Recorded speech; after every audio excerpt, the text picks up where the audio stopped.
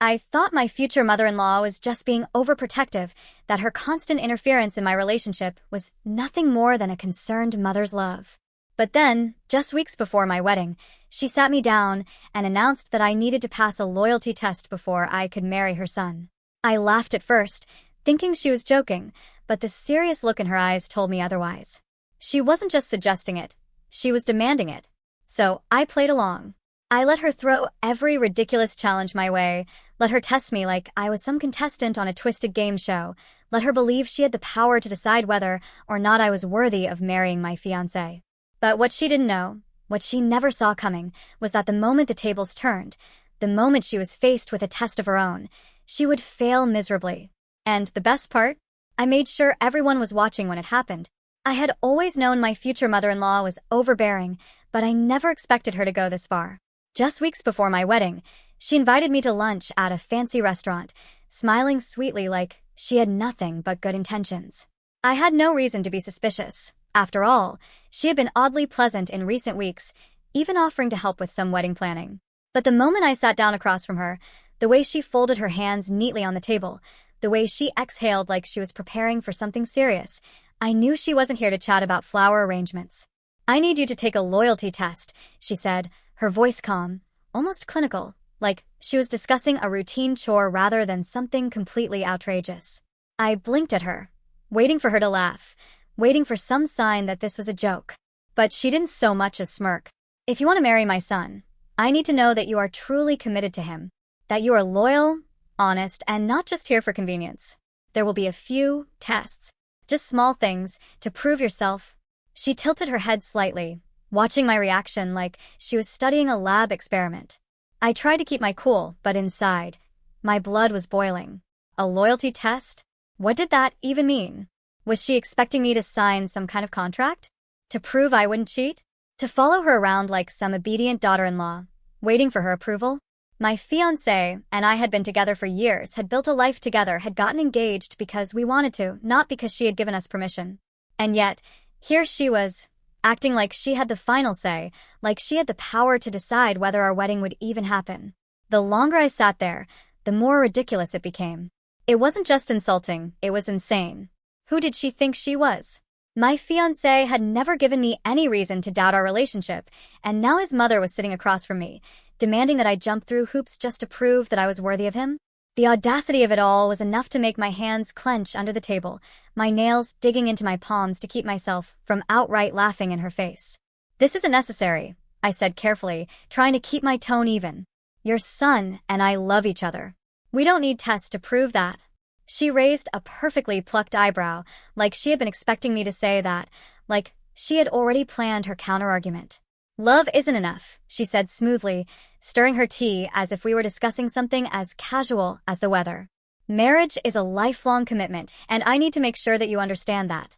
If you have nothing to hide, this should be easy for you." I could feel my patience slipping, but I took a slow breath, forcing myself to stay calm. This wasn't about love. This wasn't about commitment. This was about control. She wanted to push me, wanted to see if I would break, wanted to prove to herself, to my fiancé, maybe even to the universe, that she was the one pulling the strings. And in that moment, I realized something. I could refuse. I could tell her she was out of her mind, walk away, and never look back. But that's what she wanted. She wanted me to get angry, to storm out, to fail whatever ridiculous test she had created. But if she wanted to play games, I would play along. If she wanted to test me, I would let her, but not because I needed her approval. No, I would go along with this ridiculous plan for one reason only, to prove, without a shadow of a doubt, that the only person whose loyalty was truly in question was hers. The first test was ridiculous, but I expected nothing less from a woman who seemed determined to control every aspect of my relationship. She told me that I needed to prove I was selfless, that I was marrying for love and not for financial gain, as if she had the authority to decide my true intentions. To do this, she arranged for me to meet with a lawyer. A fake one, clearly someone she had paid off, who presented me with an agreement stating that if I ever divorced my fiancé, I would walk away with absolutely nothing. No shared assets, no financial support, no claim to anything we built together. She sat across from me, watching intently, waiting for a reaction, before tilting her head in that condescending way she always did. "If you truly love him," she said, her voice dripping with false wisdom, then you should have no problem signing this. I didn't hesitate for even a second. I picked up the pen, signed my name in one fluid motion, and slid the papers back across the desk, maintaining direct eye contact with her the entire time. The flicker of surprise that crossed her face was priceless, a barely noticeable widening of her eyes, a twitch of her fingers as she reached for the document. She had been expecting resistance, hesitation, anything that would justify her belief that I was some kind of gold digger, but I didn't give her the satisfaction. She recovered quickly, clearing her throat and giving me a tight-lipped smile, but I could see it, the first crack in her confidence. What she didn't know, what she never could have anticipated, was that my fiancé and I had already discussed finances, had already agreed on a prenup, had already made decisions together because we actually communicated like adults. Unlike her, we didn't play manipulative games. When she saw that her first test had failed to shake me, she moved on to the next, one that was somehow even more absurd than the last. This time, she tried to test my loyalty by staging a fake scenario, one so laughably predictable that I almost had to admire the effort. She had someone, probably a friend of hers, send me a message, pretending to be an old boyfriend who had suddenly decided to confess his undying love and beg for one last chance. Of course, I knew immediately that it was her doing, because the message was so painfully scripted, so dramatic, that it read like something out of a bad soap opera. The way it was worded, the way it conveniently arrived during one of our family gatherings, the way she subtly checked her phone exactly when mine buzzed. It was obvious. But instead of calling her out on it, I played along because if she wanted to test me, I would make damn sure she saw the results clearly. I opened the message, read it carefully, then typed out my response.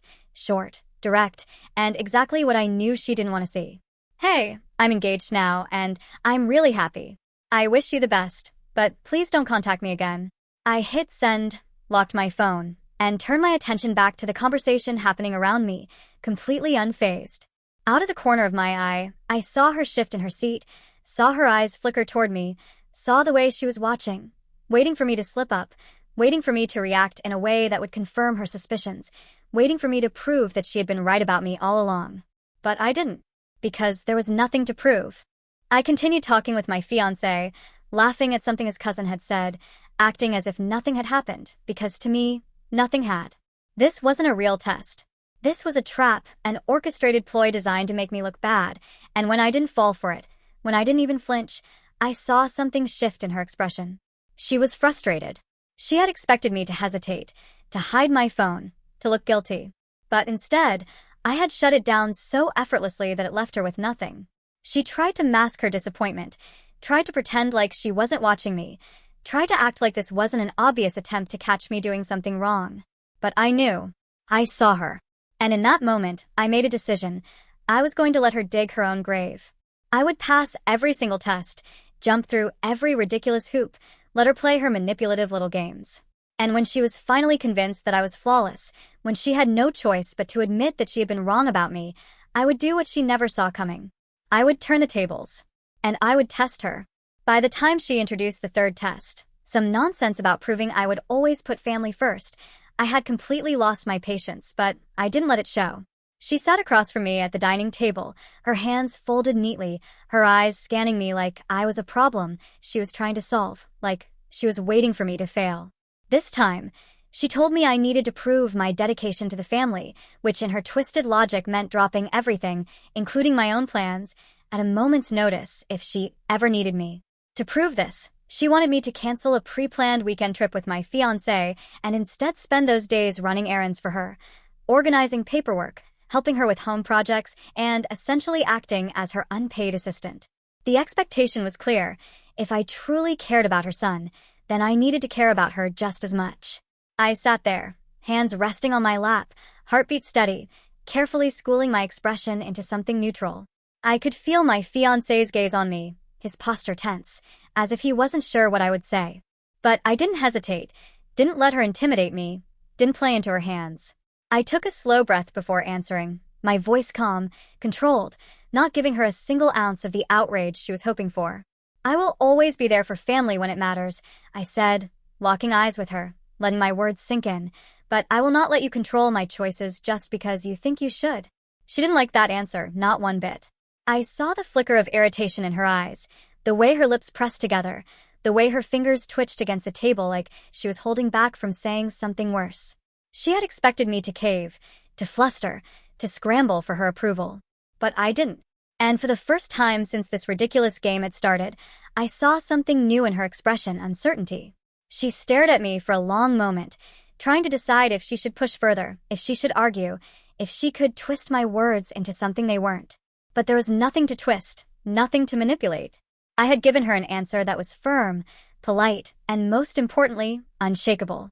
I saw the moment she realized she had nothing to argue with, the brief flicker of frustration before she forced a tight-lipped smile, pretending like this was still her game and she was still in control. "I just want to make sure you understand the importance of family," she said smoothly, her tone light but her eyes sharp, scanning me for any sign of weakness. "Marriage isn't just about love, dear.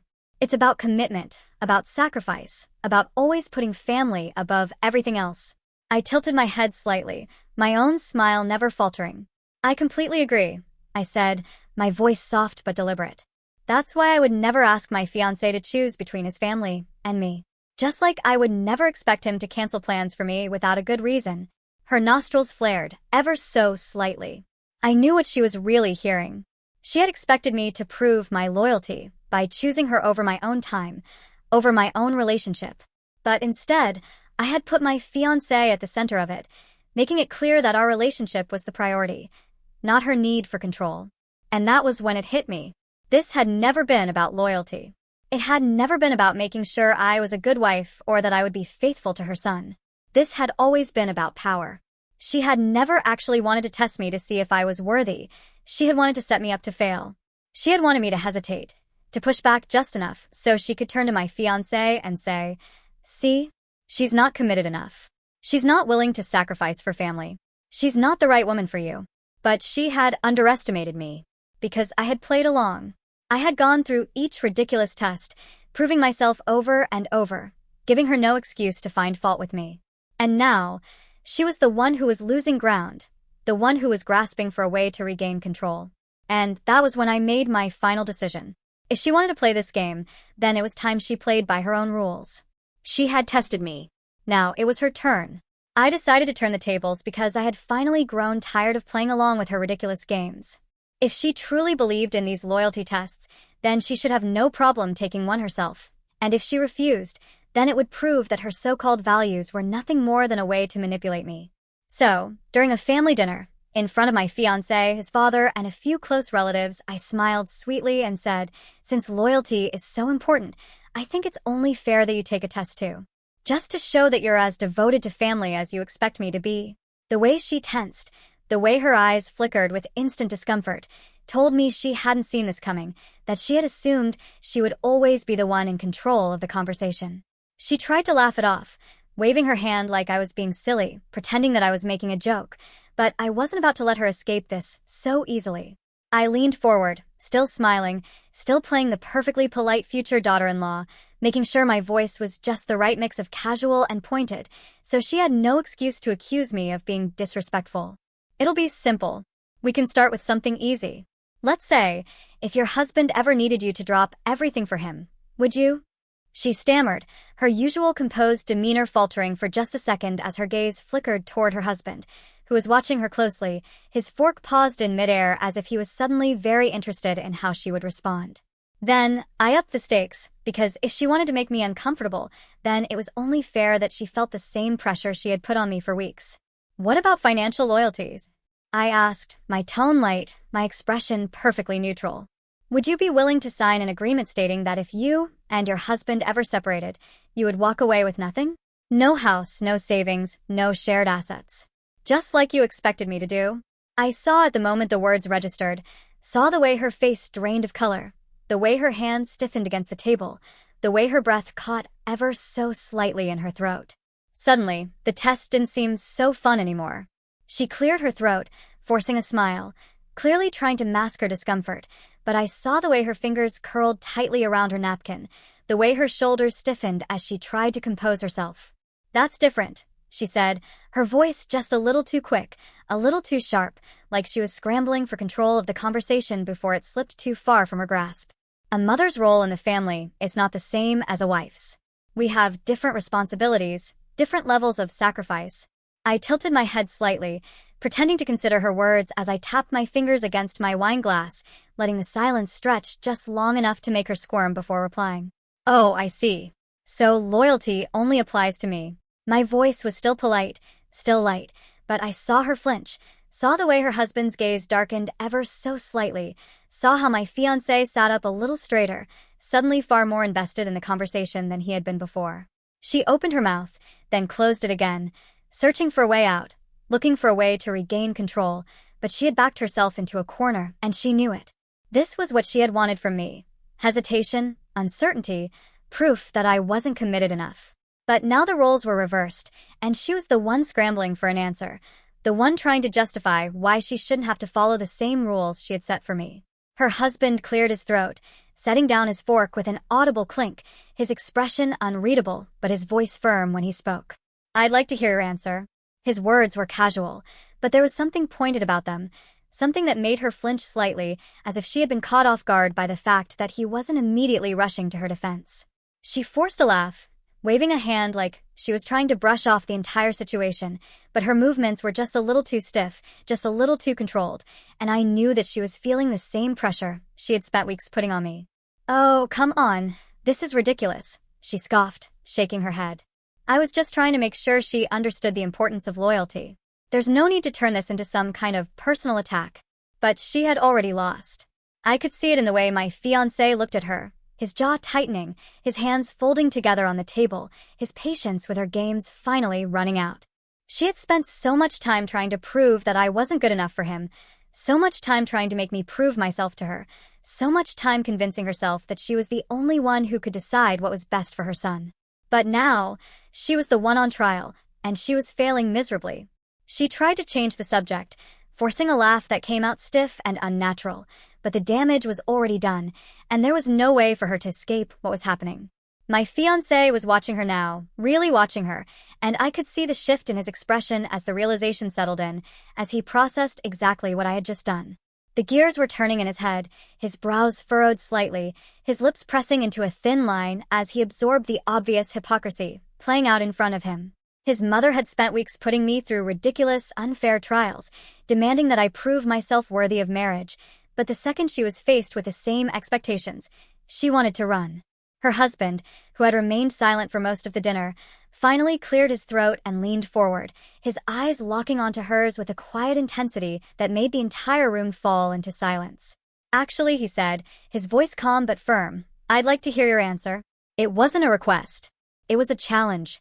I watched as her entire body stiffened, her shoulders squaring as she glanced at me, then at her son, then back at her husband, her face turning bright red as the weight of the moment settled over her.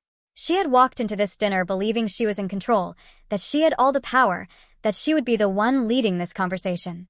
But now, she was trapped, and for the first time, she was beginning to realize it.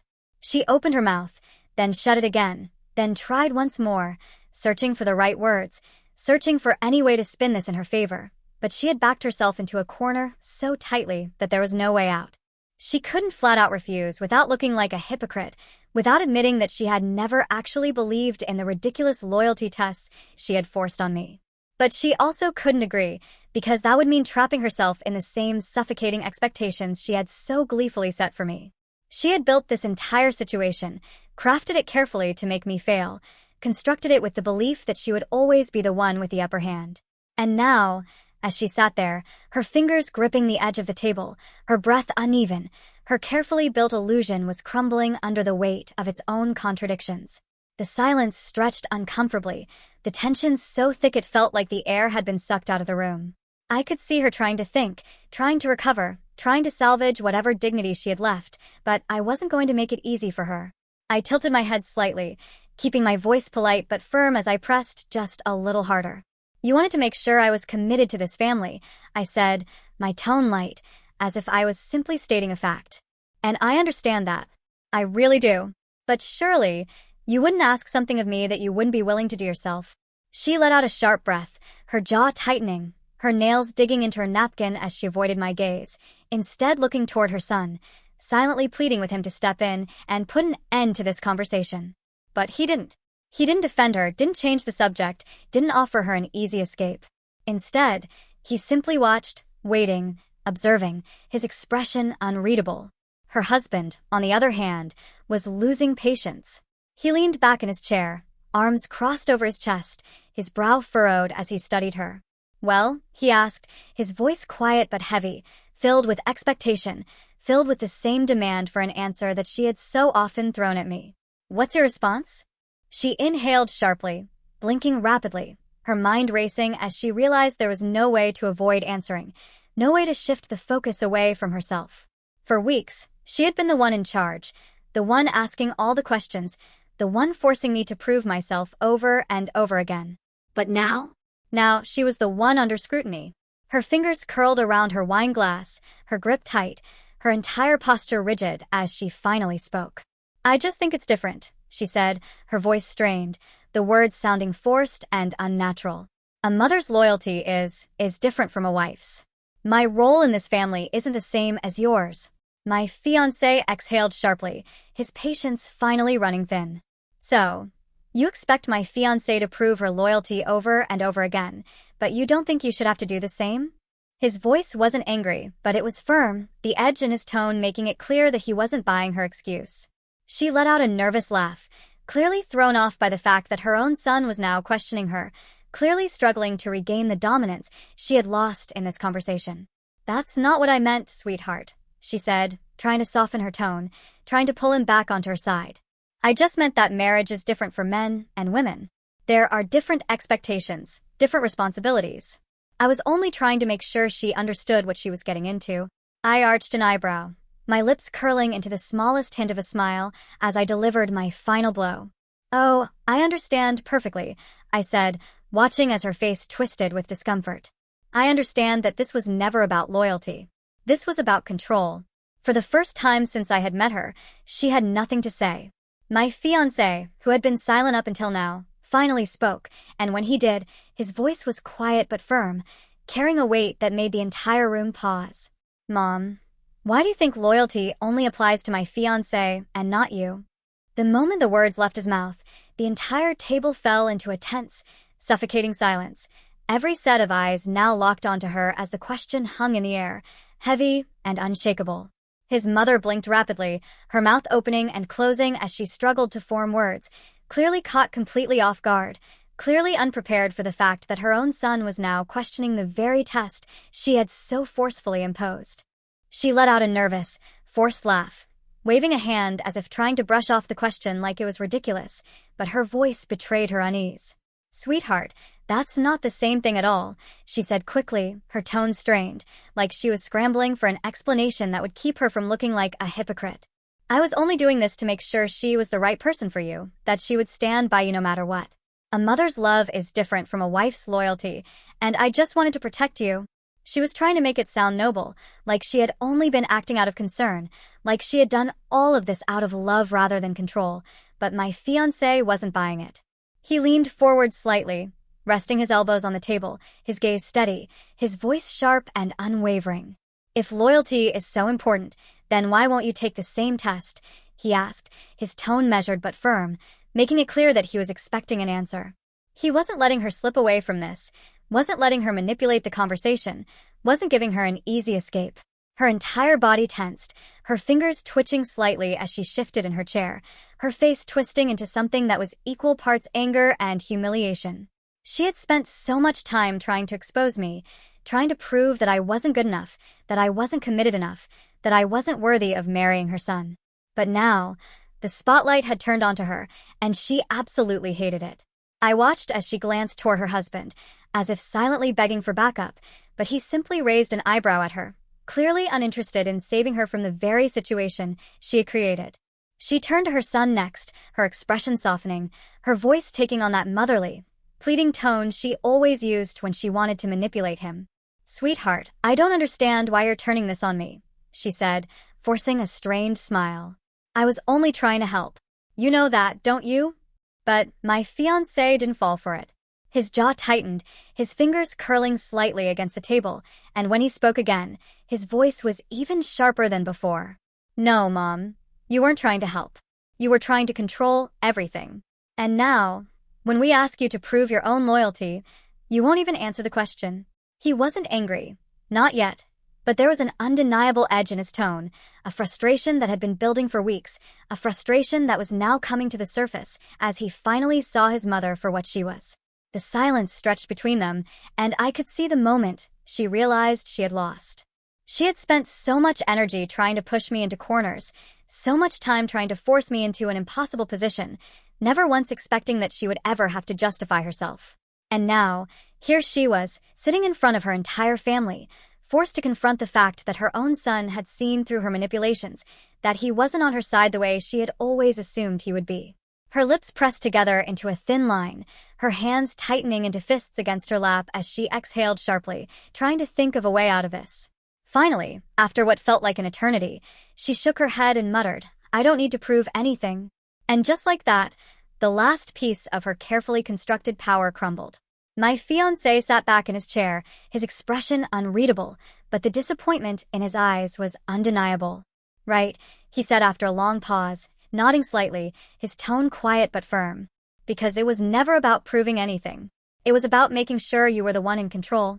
He shook his head slightly, exhaling, the realization hitting him harder than I think even he had expected.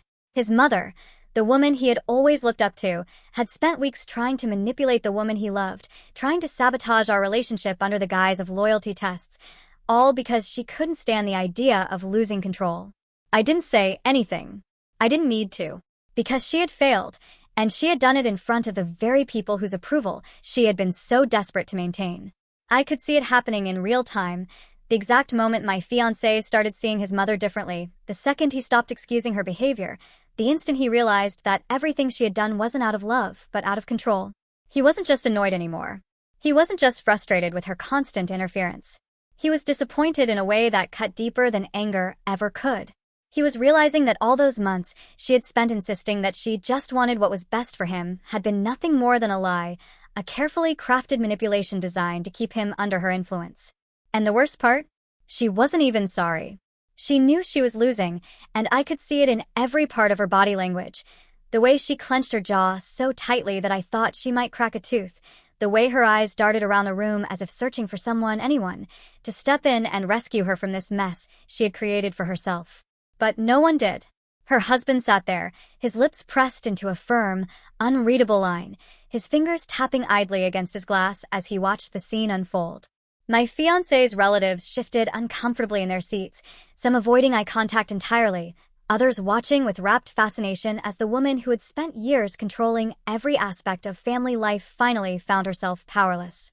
And then, in a final, desperate attempt to shift the blame, she turned to her son, her voice softer now, her eyes filled with carefully constructed worry, her entire demeanor shifting into concerned mother mode, as if she could still manipulate him the way she always had. "I just don't want you to make a mistake," she said, shaking her head, her tone heavy with false sincerity, her hands clasped together like she was pleading with him to see things her way. But she had overplayed her hand. She had pushed too hard, too far, for too long. And that was it. That was the moment my fiancé snapped, the moment his patience with her completely ran out, the moment he saw her for exactly what she was. He set his fork down with an almost deafening clink, exhaled sharply, and fixed her with a stare so cold, so filled with quiet resolve, that the entire room went still. "The only mistake," he said, his voice eerily calm, "was letting you manipulate us for this long." She blinked, visibly recoiling as if his words had physically struck her, her face draining of color as she tried to process the fact that her son, the boy who had always trusted her, who had always seen her as his protector, who had always believed in her good intentions, was done with her games. She opened her mouth to argue, to protest, to insist that she had never manipulated anyone, that she had only been trying to help, but my fiancé wasn't giving her an opening. He wasn't interested in her excuses. He leaned forward slightly, his elbows resting on the table, his fingers laced together as he studied her with an expression so unreadable that even I couldn't tell if he was furious or just exhausted. "Do you even hear yourself?" he asked, shaking his head slowly, his disappointment palpable. "You spent weeks making my fiancée prove herself to you, making her jump through hoops, testing her over and over again, and for what? To make yourself feel like you were still in control? To convince yourself that you still had a say in my life." He let out a bitter chuckle, running a hand down his face before adding, You keep saying you were trying to protect me, but what exactly were you protecting me from? A woman who loves me? A happy marriage? A life that you can't control? The silence that followed was deafening. His mother looked stunned, her lips parted as if she was going to argue, as if she wanted to fight back, but for the first time in her life, she didn't seem to know what to say. She had always believed that she could talk her way out of anything, that she could manipulate any situation to her advantage, that her son would always take her side. But now, she was sitting across from him, watching him choose me, watching him stand up to her, watching as her grip on him slipped away entirely. Her breathing was uneven, her fingers tightening around the napkin in her lap like she was physically holding onto the last shred of control she had left. But even she had to know, it was over. She wasn't the victim here. She wasn't the protector. She wasn't a loving, selfless mother just looking out for her son's best interests. She was a manipulator who had finally been exposed, and the worst part was that she had done it to herself. I sat there, silent, watching, waiting, letting my fiancé take the lead because this wasn't just my battle. It was his realization, his breaking point, his decision to make. And from the way he sat back in his chair, arms crossed, jaw tight, his expression unreadable but firm, I knew she had lost him in a way she had never expected. She had pushed too hard, and now she was paying the price. After dinner, my fiancé and I had our first real conversation about boundaries with his mother, something we should have done long ago but had always avoided in the hopes that she would eventually back off on her own. He apologized profusely for not seeing it sooner, for letting her put me through these ridiculous tests without realizing what she was really doing, for failing to step in when he should have. I thought she was just being protective, he admitted, running a hand through his hair in frustration, his voice laced with guilt. I didn't realize she was trying to control everything. I could tell he was struggling, that this was weighing on him more than he wanted to admit. This was his mother, after all, the woman who had raised him, the woman who had always been a presence in his life, the woman he had trusted for so long. And no matter how frustrating she had been, no matter how manipulative her behavior had become, realizing that someone you love has been actively trying to sabotage your happiness is never easy. But he didn't make excuses for her. He didn't try to justify it. He just sat there, quietly processing everything, staring down at his hands, his fingers tapping against his knee as he sorted through the wreckage of what he had just learned. And then, after several minutes of silence, he finally looked up at me with a determination I hadn't seen before and said, "We're setting boundaries. This is never happening again." The next day, he called her, and from the moment she picked up the phone, I could hear the tension in his voice, the quiet but firm resolve that told me he had made up his mind and wasn't going to back down. He told her, calmly but firmly, that she would not be interfering in our marriage, that there would be no more tests, no more ultimatums, no more control. She tried to argue, tried to spin it in her favor, tried to make herself the victim in all of this, but he didn't let her. "If you can't respect my fiancé," he said, his voice steady, unwavering, "then you're going to lose both of us." And for the first time in her life, she realized he meant it. She tried every manipulation tactic she could think of, switching between outrage and sadness, trying to find the right emotional string to pull that would make him reconsider, but none of it worked. She started with anger, demanding to know how he could do this to her, how he could choose some girl over his own mother, how he could turn his back on his family just because I had gotten in his head. But he didn't take the bait. He didn't yell. He didn't argue. He simply told her, "This isn't about choosing between you and her. This is about respecting the person I love, and if you can't do that, then you're the one making this choice, not me." When anger didn't work, she switched to guilt, her voice trembling as she talked about how much she had sacrificed for him, how she had only been trying to protect him, how all she had ever wanted was for him to be happy, how it broke her heart that he would push her away like this. But he didn't let that work either. He reminded her that protecting him should never have involved hurting me, that loving him should never have meant controlling him, that being his mother didn't give her the right to dictate his future. "You don't get to decide who I love," he told her, his voice quiet but unshakable. "And you don't get to decide what's best for me anymore." She was losing and she knew it, but she had one last card to play. Tears. I couldn't hear everything she was saying, but I could tell from the way my fiancé's shoulders tensed, from the way he rubbed at his temples, from the way he sighed, that she was crying, that she was trying to break him down one last time. But he didn't budge. He didn't cave. He didn't soften the way she had expected him to. Instead, he let out a slow breath and said, "I love you, Mom. But I love her, too. And if you can't accept that, then I don't know what else to say." The call ended shortly after that, and when he set his phone down, there was an exhausted look in his eyes, like he had just fought a battle that had been years in the making. He ran a hand through his hair again, exhaling sharply before looking at me, and in that moment, I knew that something had changed between us. Permanently. He wasn't just saying the words anymore. He meant them. He was done letting his mother control him. He was done allowing her to dictate his life. He was done playing her games. He pulled me into his arms then, holding me tightly like he was reassuring himself just as much as he was reassuring me. I should have done that a long time ago, he admitted, his voice muffled against my hair. I just held on to him, knowing that this wasn't easy for him, that standing up to a parent, especially one who had spent a lifetime instilling guilt and obligation, was one of the hardest things a person could do. But he had done it. He had chosen us. And as we stood there, wrapped in each other's arms, I realized something. I hadn't just won against his mother. We had won. She had tried to tear us apart, had tried to test me, had tried to prove that I wasn't worthy of him. But in the end, all she had done was push him closer to me, proving beyond a doubt that the only loyalty that had ever really mattered was the one we had to each other. A few days later, just when I thought the drama had finally ended, my fiancé's mother made one last desperate attempt to manipulate the situation, showing up at our apartment completely unannounced, as if she still had the right to insert herself into our lives whenever she pleased. She stood at our doorstep, her eyes red-rimmed from what I could only assume were conveniently timed tears, her lips trembling ever so slightly as she took a slow, shaky breath, clearly trying to make herself look as pitiful as possible.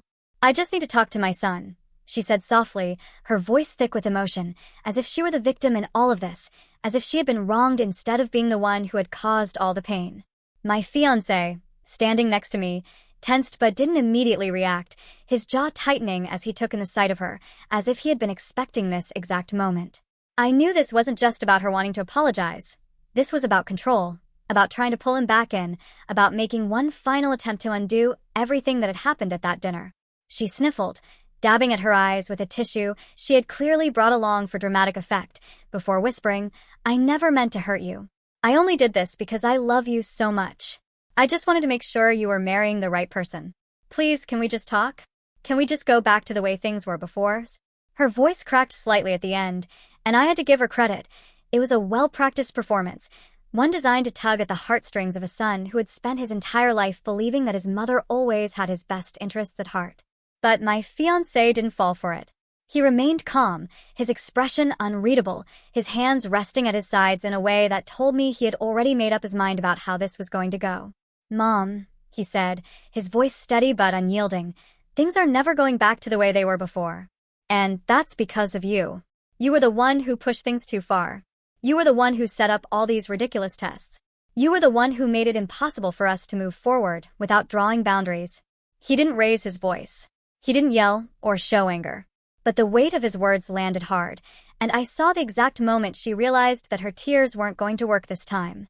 She let out a soft, shaky breath, her fingers tightening around the strap of her purse, as if trying to keep herself from lashing out. "I was only trying to protect you," she insisted, her voice trembling slightly. "I didn't know it would push you away like this."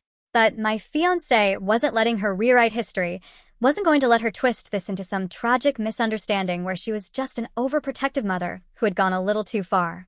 "No, Mom," he said, his voice firmer now. "You weren't protecting me. You were controlling me. And when that didn't work, you tried to control my fiancé instead. You set up tests to make her fail. You tried to sabotage our relationship. You wanted to prove she wasn't good enough for me, but all you did was prove that you were willing to destroy my happiness just to get your way." He exhaled sharply, running a hand through his hair before continuing. "I've let you dictate so much of my life without even realizing it, but that stops now. You need to respect our decisions, or you won't be part of our lives anymore."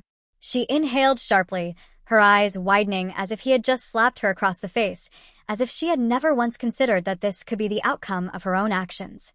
For years, she had operated under the assumption that no matter what she did, no matter how much she interfered, her son would always forgive her, would always let her have her way, would always bend to her will. But now, standing on our doorstep, looking at the man she had raised, the man who was no longer her little boy, she was finally beginning to understand that she had pushed him too far. She stood there for a moment longer, as if waiting for him to take it back, to soften, to give her some reassurance that this wasn't really happening. But when he didn't say anything else, when he didn't budge, when he simply stood there with his arms crossed and his expression unmovable, she swallowed hard and nodded. "I understand," she murmured, her voice barely above a whisper, and for the first time, I thought I saw actual regret flicker across her face. Not just regret that she had lost control, not just regret that her manipulations had failed, but real regret that she had damaged her relationship with her son in a way that might never fully be repaired.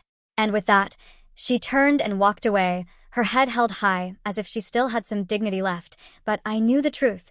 Her pride had been shattered.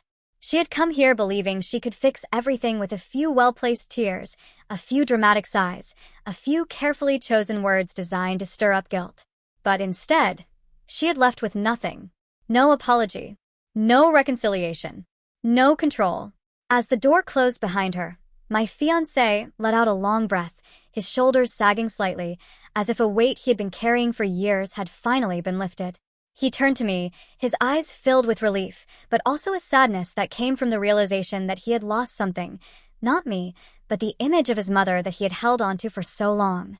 He reached for my hand, squeezing it tightly, and I squeezed back, silently reassuring him that we had made it through this together. And as we stood there, side by side, I knew one thing for sure. She had tested me over and over again, but in the end, the only one who had truly failed was her.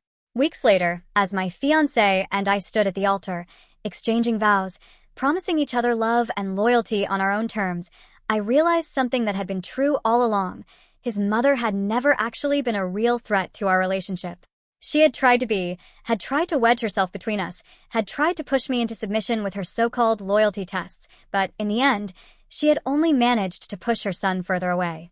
She had built up these impossible challenges, thinking she could prove that I wasn't worthy, thinking she could drive a wedge between us, thinking she could keep him under her control.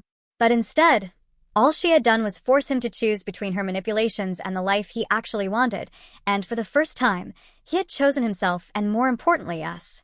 She attended the wedding, of course, sitting stiffly in the front row, her posture rigid, her expression unreadable, no longer the woman who once believed she could dictate every part of our lives, no longer the overconfident matriarch who thought her approval was the only one that mattered. She was quiet and reserved, offering no objections, making no dramatic scenes, holding herself back in a way I had never seen before, as if she had finally understood that this was a battle she could no longer fight. She didn't interfere. She didn't speak out. She just watched, knowing that for once, she had no power here, that this moment was beyond her control, that no matter how much she had tried to twist and shape the future to fit her vision, she had failed. And as I slipped the ring onto my husband's finger, as I looked into his eyes and saw nothing but love, as I spoke the vows that we had chosen, not dictated by tradition or by someone else's expectations, but by what we truly felt, I knew the truth. The only test that ever mattered was the one we passed together. It wasn't about proving my worth to someone who had already decided I wasn't enough. Wasn't about proving my loyalty to someone who had never deserved it in the first place. Wasn't about bending to unreasonable demands just to keep the peace. The real test had been whether my fiancé and I could stand together, whether we could push through the obstacles thrown in our way, whether we could build a future without letting anyone else dictate it for us. After the ceremony, as guests filtered into the reception hall, as laughter and music filled the air, as glasses clinked together in celebration, I caught a glimpse of my mother-in-law sitting off to the side, her hands folded neatly in her lap, watching but not participating, observing but not controlling. She looked different. Not angry, not smug, not victorious. Just quiet. I didn't know what was going through her mind, didn't know if she was still silently clinging to the idea that she had been right all along, or if she was finally beginning to understand that she had lost something far more important than a battle for control. She had lost him, at least in the way she had always known him, the son who had once hung onto her every word, who had always bent to her will, who had never questioned her authority. He still loved her. That much I knew, but he would never again belong to her the way she had wanted. And I think in that moment she finally realized it too. She stood when it was time for family photos, posed where she was supposed to, smiled when it was expected of her, but the spark of triumph that she had always carried, the certainty that she was winning some invisible war, was no longer there.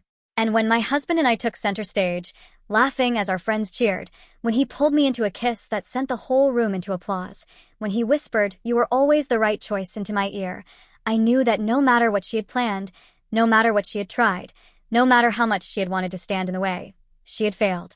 Years later, when I looked back on this moment, I realized that everything she had put me through, every ridiculous test, every manipulation, every attempt to make me doubt myself, had all led to this. To a life where she no longer had control. To a marriage that was stronger because we had fought for it, not against each other, but together. To a husband who had learned to set boundaries, who had learned to stand his ground, who had learned that love wasn't about pleasing the loudest voice in the room. It was about choosing the person who made you happy. And as I danced with my husband that night, my fingers laced through his, my heart light with the knowledge that we had won, I realized something else, something she had never expected.